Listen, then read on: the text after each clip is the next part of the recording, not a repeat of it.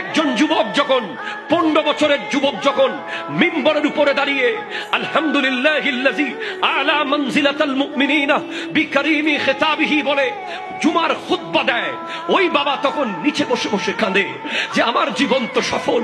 কেন বাবা? তোমার এক ছেলে তো ডাক্তার আছে, তোমার এক ছেলে তো ইঞ্জিনিয়ার আছে, তোমার এক ছেলে তো ব্যারিস্টার আছে, তোমার এক ছেলে তো ব্যবসায়ী আছে, এই ছেলেকে দেখে কেন কাঁদছো? বলে কারণ আমার নবী বলেছেন মানুষ যখন মরে যায় তার সওয়াবের, তার আমলনামা, তার সওয়াব জারি বন্ধ হয়ে যায়, তার আমল বন্ধ হয়ে যায়, কিন্তু তিনটা জিনিস জারি রয়ে যায়। তার মধ্যে একটা হলো আউ ওয়ালাদিন সালিহিন ইয়াদউ লাহু, ওই সন্তান যে বাবার জন্য দোয়া করে, যে মায়ের জন্য দোয়া করে। হ্যাঁ, অবশ্যই ওই যুবক শ্রেষ্ঠ যে বাবার জন্য দোয়া করে, যে মায়ের জন্য দোয়া করে।